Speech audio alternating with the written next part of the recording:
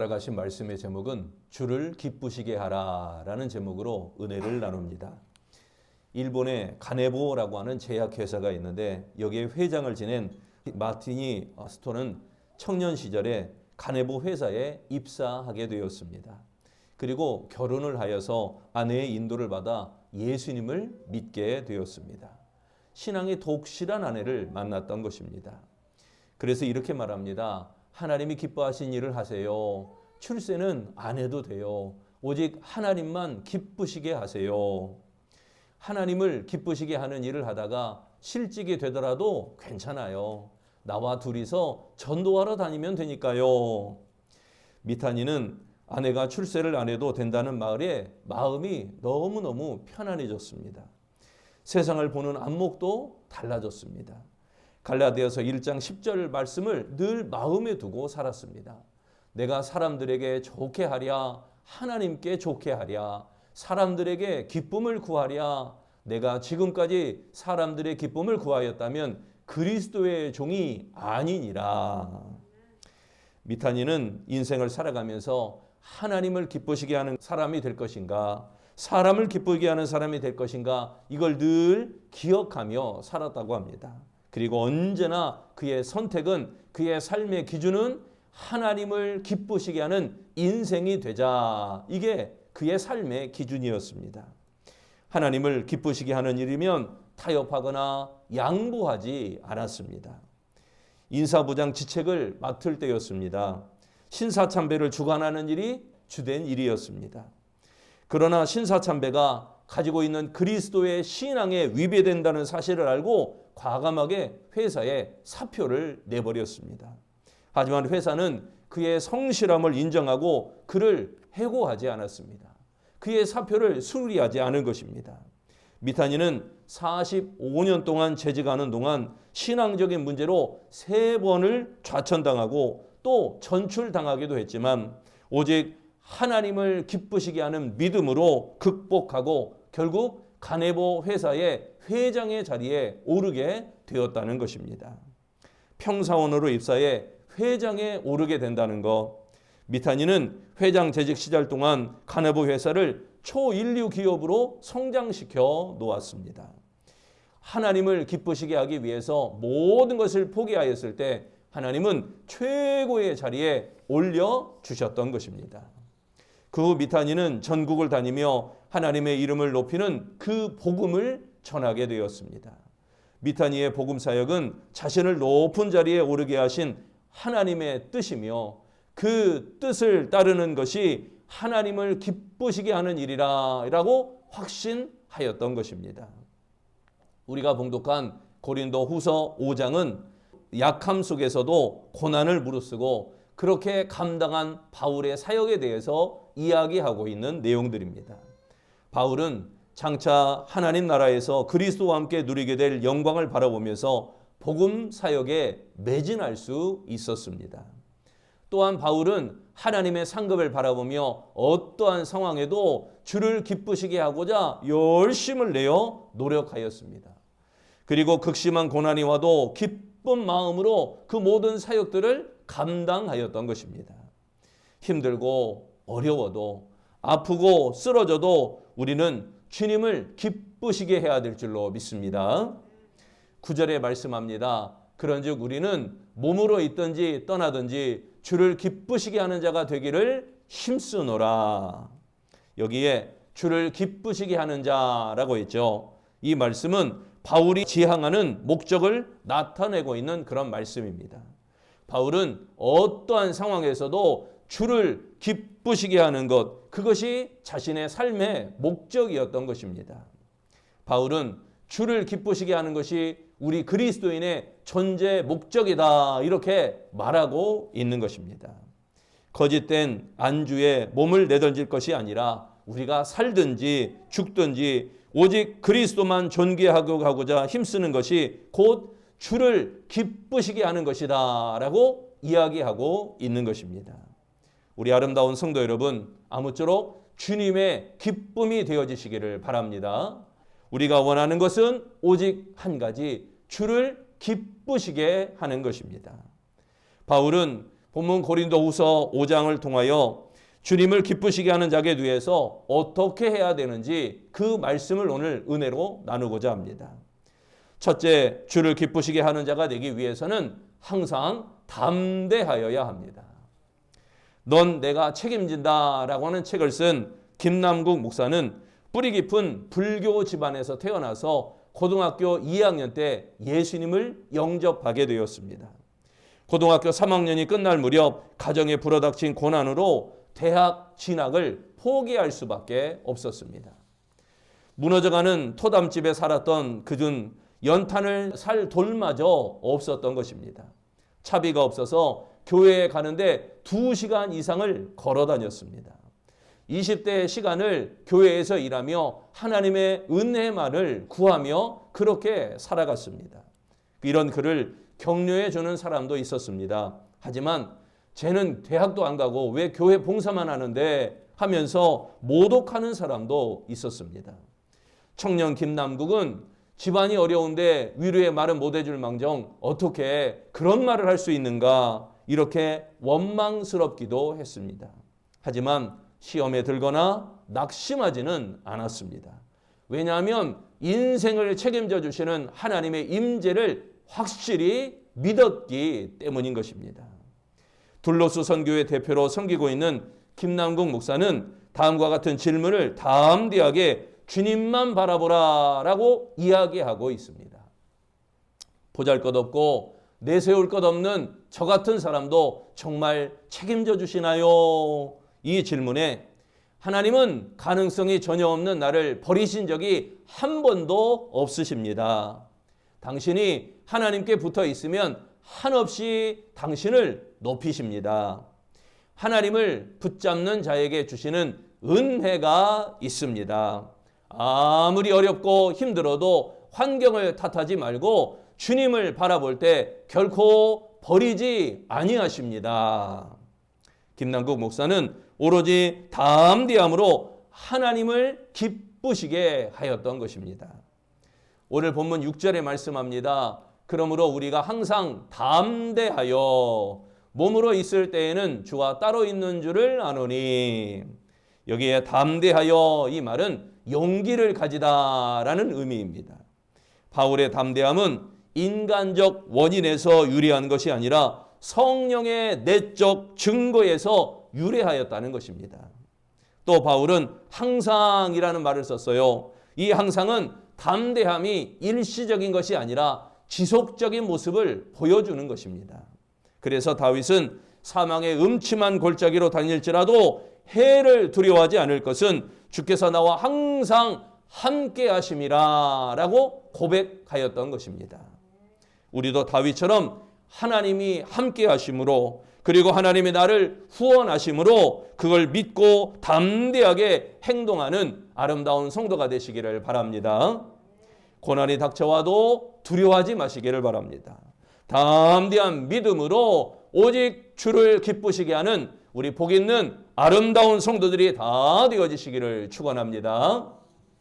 두 번째, 주를 기쁘시게 하는 자가 되기 위해서는 믿음으로 행하여야 합니다. 모든 것이 가능하다라고 하는 책을 쓴 젠 브리커라고 하는 여인은 두 다리가 없이 태어났습니다. 심장도 왼쪽이 아닌 오른쪽에 있었습니다. 산부인과 간호사들은 이 여인이 태어날 때를 보고 소스라치게 놀라고 의사는 아기가 곧 죽을 것이라고 이야기했습니다. 그리고 브리커의 부모는 병실에 누운 아이를 보고 충격에 빠져 입양을 보내기로 결정했습니다. 그러나 그녀는 믿음으로 행하였습니다.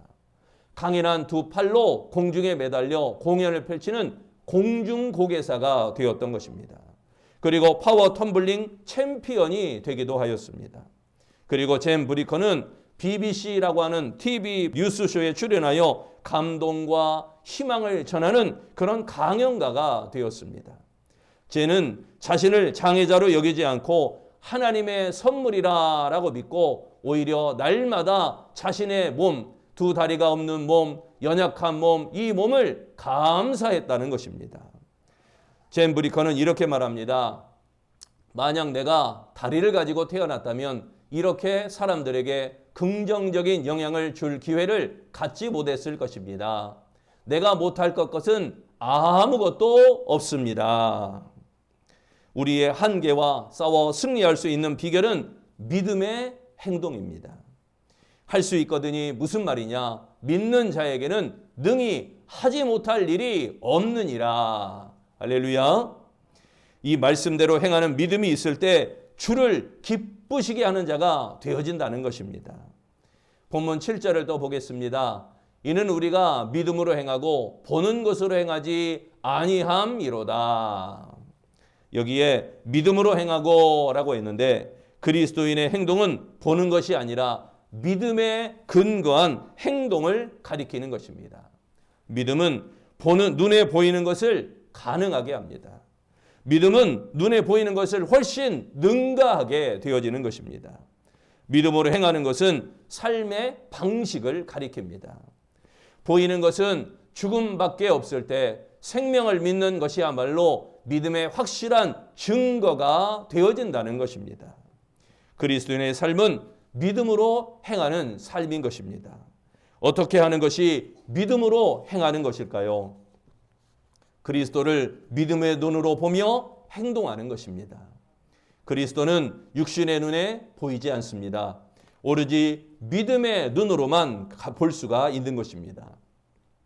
그리스도를 믿음의 눈으로 보아야 정상적인 신앙생활이 가능합니다. 비로소 보이지 않는 하늘의 영광을 보고 믿음으로 행하게 됩니다. 그러므로 환난과 고난이 닥쳐와도 그리스도께서 보호하신다라는 이 믿음으로 행하여 오직 주를 기쁘시게 하는 우리 아름다운 성도들이 되시기를 바랍니다. 세 번째, 주를 기쁘시게 하는 자가 되기 위해서 심판을 준비하여야 됩니다. 어느 젊은이가 물에 빠져서 죽게 되었습니다. 그래서 살려달라고 소리를 지르자 지나가던 사람이 물속에 뛰어들어 그를 건져 주었습니다. 그리고 몇 년이 지나 그 젊은이가 그만 죄악에 빠졌습니다. 자동차를 훔친 죄로 재판을 받게 되었던 것입니다. 두려운 마음으로 법정에 나온 젊은이는 앞에 있는 판사가 자기를 구해 주었던 옛날에 물속에 뛰어들어 자기를 구해 줬던 사람이라는 것을 알고 안도의 한숨을 쉬었습니다. 전에 나를 죽음에서 건져 주셨으니 이 작은 죄에서도 나를 구해 주실 것이다. 이렇게 생각하며 안심했습니다. 재판 과정에 신문을 마치고 판사가 형을 선고하게 되었습니다. 그런데 판사는 젊은이에게 유죄를 인정하고 벌을 내렸던 것입니다. 그래서 젊은이가 나중에 물었습니다. 판사님, 지난번에는 저를 죽음에서 건져주셨는데 어찌 이 작은 죄에서 저를 구해주지 않습니까? 그러자 판사는 이렇게 대답합니다. 젊은이, 전에는 내가 자네의 구원자였네. 그러나 이번에는 내가 자네의 재판관일세. 과거 은혜의 시간은 다 지나갔고 이제 심판의 시간이 온 것이라네. 하나님은 은혜로 나를 구원하셨으니 어떤 죄를 범해도 심판하지 않을 것이라 라고 생각하면 절대로 안 된다는 이야기입니다. 따라서 그리스도인은 심판을 대비해야 됩니다. 10절에 말씀하기를 이는 우리가 다 반드시 그리스도의 심판대 앞에 나타나게 되어 각각 선악간에 그 몸으로 행한 것을 따라 받으려 함이라. 여기에 심판대 앞에 나타나게 라고 했는데 그리스도인들에게는 결산하는 심판의 날이 반드시 있다라는 사실을 가리키는 것입니다. 그러므로 현재의 몸이 심판의 대상임을 명심하고 항상 삶을 돌아보아 하나님을 기쁘시게 하는 삶을 살아야 된다는 것입니다. 심판은 구원을 얻은 성도들이 받는 그 상의 크고 작음을 가리키는 그러한 자리가 바로 심판의 자리입니다. 죄를 징칙하는 자리가 아니라 그 사람의 상급을 주는 귀한 은혜의 자리가 되어진다는 겁니다. 면류관이 정해지는 자리입니다. 바울은 선악간에 몸으로 행한 것에 따라 심판을 받는다 이렇게 말하죠. 무엇을 하든지 주를 기쁘시게 하라 라고 했습니다. 여러분, 사나 죽으나 주를 기쁘시게 하는 우리 아름다운 성도가 되기 위하여 더욱 힘써 아름다운 신앙을 이루어 가시기를 바랍니다. 나를 위한 기쁨이 아니라 주를 기쁘시게 하는 믿음으로 나아가야 된다는 것입니다. 심판의 때에 정죄를 받고 값 없는 죄값을 받는 어리석은 자가 아니라 이런 심판을 준비하여 오직 주를 기쁘시게 하는 우리 복 있는 아름다운 성도가 되시기를 축원합니다. 전화유복의 기회라고 하는 글에서 청년 월터 주드라고 하는 청년이 얼굴에 난 여드름을 치료를 받게 되었습니다. 그런데 치료하는 과정에서 엑스레이라든지 여러 가지 모든 것을 과다하게 사용하는 바람에 얼굴이 전체가 볼품없게 되었습니다. 심한 우울증에 빠지게 되었고 열등감에 사로잡히게 되었습니다. 그런데 놀랍게도 흉한 얼굴의 청년은 신앙적 의지로 힘을 내어 다시 일어서게 되었습니다. 그는 스스로에게 이렇게 말했습니다. 나는 하나님의 도우심을 받으며 아름다운 인생을 살리라. 그는 외모에 신경을 쓰지 않고 하나님의 도움을 통하여 하나님만 기쁘시게 하자고 작정하였던 것입니다.